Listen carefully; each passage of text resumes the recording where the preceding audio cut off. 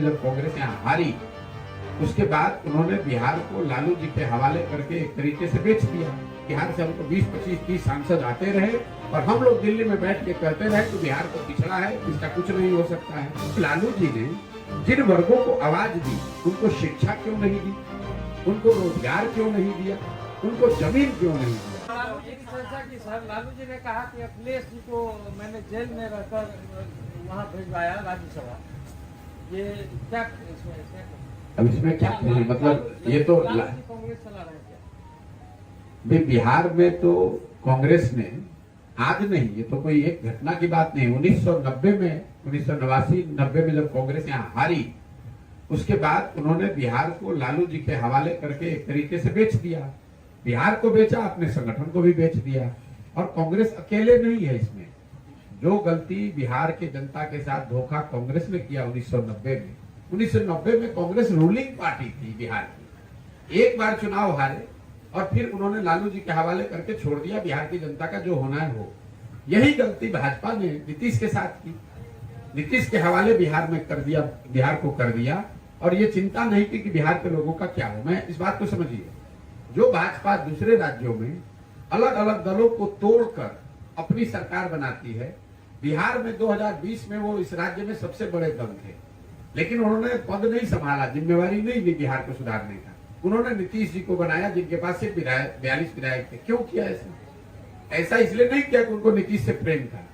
ऐसा इसलिए किया कि भैया हमारा नीतीश से समीकरण बना रहे और हमारे 30-35 MP सांसद जीत कर जाते रहे। सोनिया गांधी और कांग्रेस ने क्यों बेचा बिहार को लालू के हाथ में? इसलिए कि हमारे 20, 25, 30 सांसद दिल्ली में जाते रहे, बिहार की जनता मरती हो तो मरे।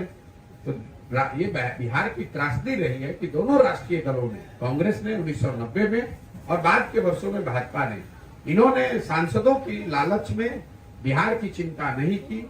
सिर्फ ये देखा कि बिहार से हमको 20, 25, 30 सांसद आते रहे और हम लोग दिल्ली में बैठ के कहते रहे कि बिहार तो पिछड़ा है, इसका कुछ नहीं हो सकता है।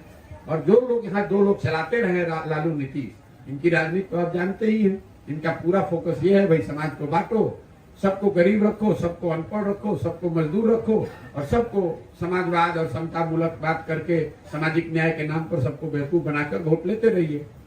कभी किसी ने लालू जी से सवाल नहीं पूछा कि ठीक है भाई, आपका दावा है कि आपने अपने राज्य में, अपने शासनकाल में, अपने राजनीति से, अपनी सोच से समाज में गरीबों को, वंचितों को, सामाजिक तौर पे पिछड़ों को आपने आवाज दी।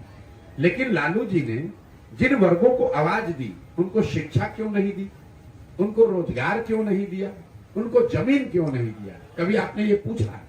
वो इसलिए नहीं दिया कि आवाज दे दिया तो जिंदगी भर उनके लिए नारा लगाएगा, झंडा लेकर घूमेगा। लेकिन अगर उन्हीं वर्गों को उन्होंने शिक्षित कर दिया होता, उन्हीं वर्गों को उन्होंने पूंजी पैसा देकर रोजगार दे दिया होता, उन्हीं वर्गों को उन्होंने जमीन दे दी होती, तो आज वो उनका झंडा लेकर नहीं घूमते।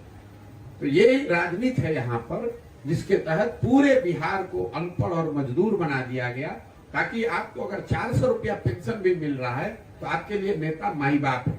आज के इस जमाने में 400 रुपया पेंशन पाने वाले लोग भी वोट कर रहे हैं कि भैया सरकार 400 रुपये दे रही है।